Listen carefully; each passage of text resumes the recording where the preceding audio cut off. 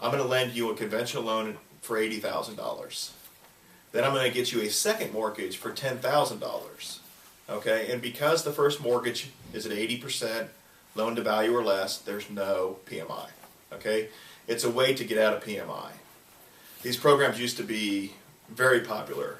Okay, then second mortgage companies who were basically assuming all the risk with the loan, right? I mean, if you have a $100,000 house, and the conventional lender lends the first $80,000, and the second mortgage lends the next 10. Well, when that house gets foreclosed on, the first mortgage company gets their money, and there's usually very little left for the second mortgage company to recoup their costs. So they were getting burned by that. So they kind of went away for a while. Okay, under limited circumstances, they're starting to come back.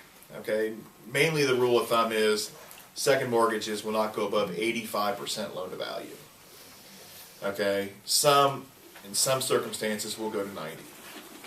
Okay, so you can do an 80-10-10. Okay. So is the 10 normally at a different term? I mean, a short term? The 10 is typically, if you want to get a fixed rate on your on your second mortgage, then you're going to pay a higher rate. But understand, they're the ones assuming most of the risk. Right. So let's say let's say you get 7.5% on a second mortgage. Well, if you look at that 7.5% and then the payment on the first mortgage, but then you look at the conventional loan with mortgage insurance, you're still going to be cheaper, okay? Because you're not paying mortgage insurance, you're not paying a monthly fee. But because mortgage insurance companies have really, broadened their products by allowing, no payment, no monthly fees, it's really something we got to look at on an individual basis, okay? Because sometimes it's better to have mortgage insurance and not do an 80-10-10 these days, okay? So it's really dependent on the borrower, credit scores, all the other attributes, okay? Some people don't qualify for private mortgage insurance who may qualify for an 80-10-10, okay? We have to look at that as well, okay? Because mortgage insurance companies, some don't go below 700 credit score, okay? So if you've got a 690 borrower who's a very solid borrower and has 5% to put down, well, I'm going to have to put him in an FHA loan because he may not qualify for mortgage insurance. Same thing with mortgage insurance companies are very strict with debt to income ratios. Okay, FHA, really you can get away with a 690 credit score on an FHA loan. You can get away with debt to income ratios of almost 55%. Okay, conventional loans with mortgage insurance, you're looking more at 43% with an exception. Okay, so if you think about that, if you got $10,000 a month income borrower, you can have an extra $1,000 in other expenses and still qualify FHA, not conventional. Okay, so it really is something you got to look at it on an individual basis. Okay, to figure out which way is going to be best. Okay, what does private mortgage insurance actually cover? What's it for? Private mortgage insurance is insurance that the lender gets against you foreclosing. Okay, if there's certain coverages that the lender will get, but basically in a nutshell, if you have private mortgage insurance and you're foreclosed on, then the private mortgage insurance makes sure the lender gets their money. Okay. The full amount? Yes. Or a certain percent, an acceptable percentage to the lender. Okay. Whatever, depending on the coverage you have. Okay, it's not your insurance. It's the bank's insurance. It's the bank's insurance. You're paying for it. So it's your money is just, that money you pay is just you're paying out the window. Yes. You're getting no benefit from it. Right. And there's is it tax deductible? The private mortgage, under certain circumstances, it is now. Okay. It used to not be. Not at all, yeah. And the closing costs that a seller pays for a buyer, is that deductible now? Because it used to be points.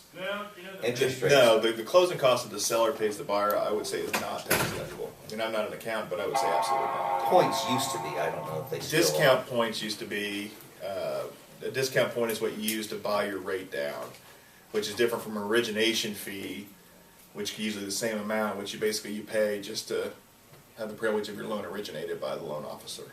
Okay? So it depends on what they call it on the settlement statement.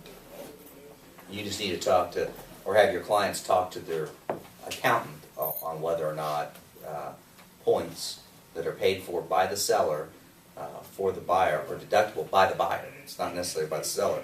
It would be by the buyer that would be able to write those off. But you need to talk with your accountant to confirm that. Because back in the day, several, I don't know, probably 10 years ago, that was the case. But tax laws change.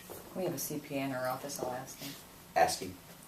Very good. Oh, and one thing, getting back to the, higher rate on the seconds. Right now, the best program to go with is a home equity line of credit as your second. Okay, because those rates are cheap. Okay, you said it really fast. Would you I'm say- sorry. equity line. Yeah, a home equity line of credit is basically think of a home equity line of credit or HELOC as a glorified credit card. Okay, it's a revolving term. In other words, there's no fixed payment. I'm not going to say pay $200 a month for the next 60 months and it'll be paid off. Okay, your options are you pay limited your interest only payments. Okay, so you just pay the minimum interest due, just like you can on any credit card. Okay, obviously you're not paying down the balance there, but it allows you to kind of settle into your new payment. Okay, just for example, I mean it could save you a couple $100 a month if you get a home equity line of credit versus a fixed end second or installment second. You can do that buying a house, or that's Buying a just for house, yes. refinancing? Now you can actually do it buying a house. It used to, you had to have already owned the house before you could do it, but now apparently you There are HELOCs available, purchase money HELOCs, home equity lines of credit. That's interesting. That's new. Or Newer, yeah. I mean, it's just a way to secure your, without paying mortgage insurance and keep the lowest payment possible. So if you've got a client who maybe is not, having a little sticker shock, okay, and they don't mind just paying the minimum interest payments on a home equity line, that may be the way to go. If you can get a couple $100 cheaper on that house, on that payment, it's something to look at. We have that on ours. When we went to refinance, was US Bank, they wanted to be, because they were gonna be second lien again, they wanted some money, like $500 to support rate or something. Well, to refinance, to, continue on.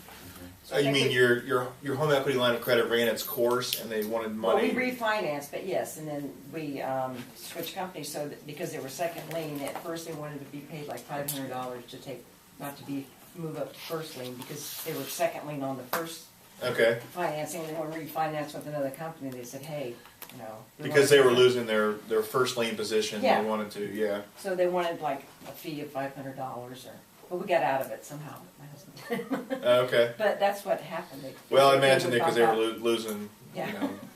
So control over on the property. So I can. So that's one thing you might. Well, run U.S. into Bank also. is they do offer very competitive programs, but they do. If you're going to do a second mortgage with them, the first mortgage must be with them as well. Okay, and it is a program that I offer, and that's usually not a big deal because I like going through U.S. Bank with a lot of my programs because they have great rates and they're pretty easy on underwriting. So and they're kind of easy to work with. US. yeah, I think they're easy to work with from that notwithstanding. I mean, I'm not sure that there was times where other lenders, Wells Fargo in particular, you couldn't even get them to subordinate. In other words, if you wanted to refinance, you would have had to pay off that second altogether. Okay, because you've got to get if you go to refinance, you've got a first and a second, and you're just refinancing the first, you've got to get that second lender to agree to have a new first mortgage placed ahead of them. It's called a subordination agreement. And if they don't agree to it, then you cannot refinance. Most companies have no problem with it because they know you're not going to refinance from a good situation to a bad situation. You're going to you're going to lower your payment, whatever. You're going to improve your situation. So they know that that's obviously better for them as well in the long run. Things you can't do when you go to subordinate is they're not going to allow you to take cash out. They're not going to allow you to go from a $100,000 first mortgage to a $150,000 first mortgage and still have a second mortgage behind it because then they're losing, a lot of their equity there. So that's one of the, I guess that's more refinancing, not on purchasing, but